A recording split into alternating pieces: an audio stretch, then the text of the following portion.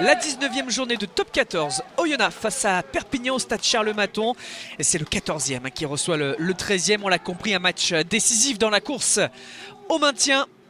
Au match aller en Catalogne, c'est Perpignan qui avait pris le dessus sur Oyonnax. C'était en tout début d'année 2024.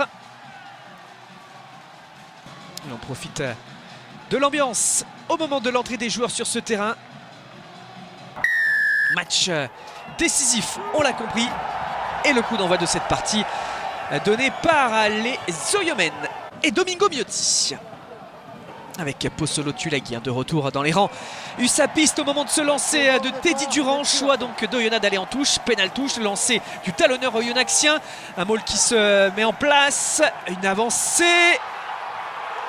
Et surtout la capacité du talonneur d'Oyonnax de se détacher pour venir aller aplatir le premier essai de la partie.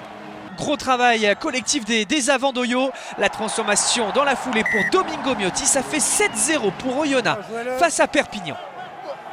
La réaction quasi immédiate peut-être de Perpignan sur le renvoi en avant d'Oyo. La mêlée prise de dessus de la part de l'USAP. Ce ballon écarté là-bas sur l'aile. Tavité, Veredamou pour venir aplatir et donc permettre à Perpignan de réagir immédiatement. C'est allé vite pour écarter la défense d'Oyo. N'a pas coulissé assez rapidement. 7-5, ce n'est pas transformé. On retrouve une situation similaire à l'essai de Teddy Durand tout à l'heure. Un nouveau choix de pénal touche de la part d'Oyo. Un bon ballon porté. Et cette fois-ci, c'est Loïc Godener qui franchit la ligne avec succès. Un bis repetita pour le deuxième essai d'Oyonnax. Loïc Godener, l'homme en forme de cette équipe d'Oyo. La transformation de Miotti avec l'aide du poteau, c'est rentrant. 14 pour Oyo, 5 pour Perpignan. On bascule dans le dernier quart d'heure de cette première période avec Oyo qui essaie de se sortir de la pression. Iwan Johnson, mais le ballon bien gratté, bien contesté par Seilala Lam pour Perpignan. Le coup de pied de Tommaso Alan pour la pénalité. L'USAP recolle 14-8.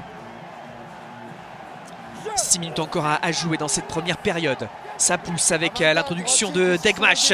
Bonne mêlée de Perpignan, un véritable avantage dans cette partie. Veredamou, ça ressort, tentative de l'USAP d'écarter ce ballon. Ça ne va pas au bout. Comme l'essai tout à l'heure, ils avaient justement réussi à trouver la solution en allant sur la largeur. Mais on disait que cette mêlée de Perpignan prenait le dessus. Christopher Vaotoa écope d'un carton jaune pour l'accumulation de fautes. Oyo se retrouve à 14 contre 15. Et malgré la pression mise par l'USAP, pas de capacité à scorer sur ce temps fort. On bascule en seconde période. Tomo Epo met Perpignan dans l'avancée. Ça ressort vite grâce à Tom Cochard, à CBS, Alice Crossdale. Crossdale qui avance, qui franchit, qui échappe à deux plaquages qui vient sous les poteaux. Et c'est de Crossdale pour Perpignan qui recolle et qui place son buteur dans de bonnes dispositions.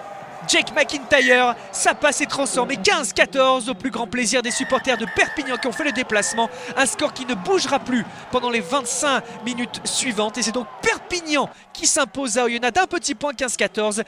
Gros coup de l'USAP dans la course au maintien. Coup dur forcément pour les Oyomènes qui ne se contenteront pas d'un bonus défensif mais qui s'inclinent sur leur terre dans ce choc.